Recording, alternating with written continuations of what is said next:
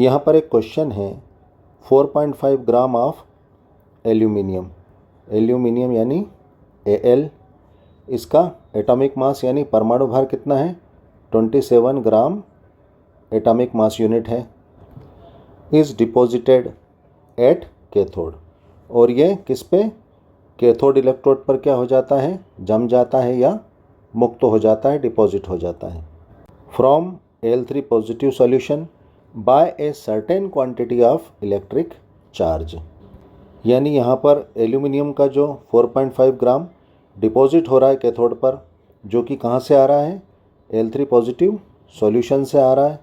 यानी इस एल्यूमिनियम के 4.5 ग्राम को कैथोड पर डिपॉजिट होने के लिए जो सर्टेन क्वांटिटी का इलेक्ट्रिक चार्ज लग रहा है, ये हमें यहाँ पर निकालना है, जो कि अननोन है। तो सबसे पहले हम इस इलेक्ट्रिक चार्ज को निकाल लेते हैं। तो जैसा कि हमें क्वेश्चन से पता चला है, ये जो एल्यूमिनियम है जो डिपॉजिट हो रहा है, ये कहाँ से आ रहा है, Al3 पॉजिटिव से। Al3 पॉजिटिव है ना, यहाँ पर कितनी ऑक्सीडेशन स्टेट है एल्यूमिनियम की, 3 पॉजिटिव है। इससे एल्यूमिनियम का 1 मोल प्राप्त करने में कितना इलेक्ट्रिक चार्ज लग रहा है, 3 इलेक्ट्रॉन।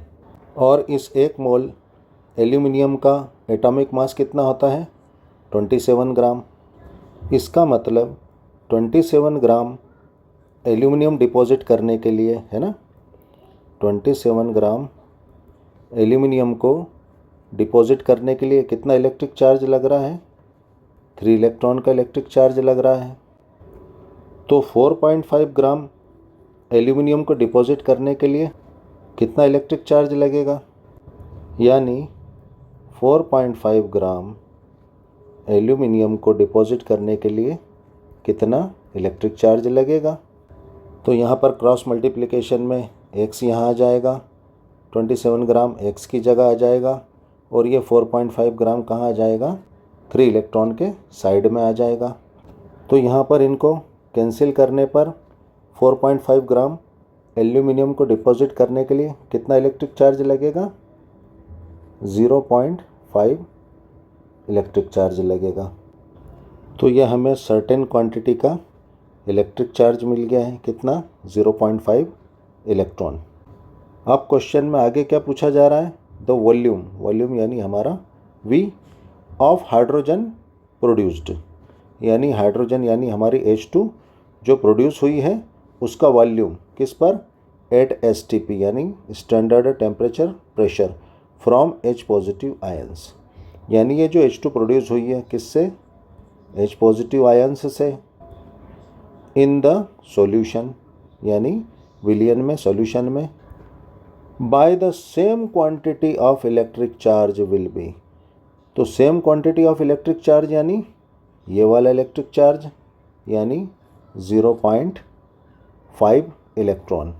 यानी 0.5 इलेक्ट्रॉन इलेक्ट्रिक चार्ज से हाइड्रोजन गैस का कितना वॉल्यूम प्रोड्यूस होगा, ये हमें बताना है। तो जिस तरह से हमने ऊपर एल्यूमिनियम के 1 मोल के लिए इलेक्ट्रिक चार्ज निकाला था, उसी तरह हम यहाँ पर अब हाइड्रोजन के 1 मोल के लिए इलेक्ट्रिक चार्ज निकाल लेंगे। सीधी सी बात है कि हाइड्रोजन के मॉलिक्यूल में कितने हाइड्रोजन होते हैं, 2, यानी यहाँ पर हमें 2 हाइड्रोजन आयंस लेना होंगे। तो यहाँ पर हाइड्रोजन के 1 मोल को प्रोड्यूस करने के लिए कितना इलेक्ट्रिक चार्ज लगेगा, 2 इलेक्ट्रॉन का इलेक्ट्रिक चार्ज लगेगा। अब चूंकि यहाँ पर हमें क्या निकालना है, वॉल्यूम निकालना है किसका, प्रोड्यूस्ड हाइड्रोजन का, और कितने इलेक्ट्रिक चार्ज पर, 0.5 इलेक्ट्रिक चार्ज पर। तो यहाँ पर अब हम वॉल्यूम की बात करेंगे। हम जानते हैं किसी भी एटम, मॉलिक्यूल, आयन के 1 मोल का STP पर वॉल्यूम कितना होता है, 22.4 लीटर होता है।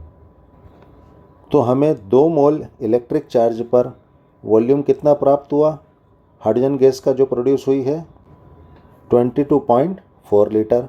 तो अब हमें 0.5 इलेक्ट्रिक चार्ज पर कितना वॉल्यूम प्रोड्यूस्ड हाइड्रोजन का होगा, यह हमें निकालना है।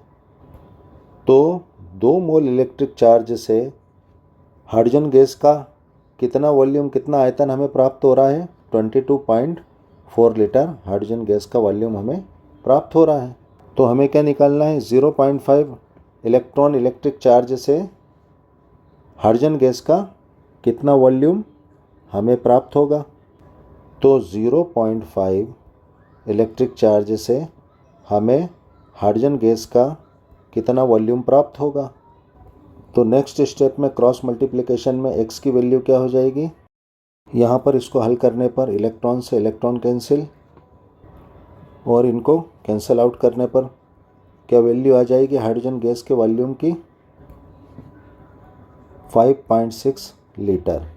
तो प्रोड्यूस्ड हाइड्रोजन गैस का वॉल्यूम कितना होगा, 5.6 लीटर, जो कि हमारा आंसर है। Thanks for watching. वीडियो को लाइक कर देना, फटाफट सब्सक्राइब करो।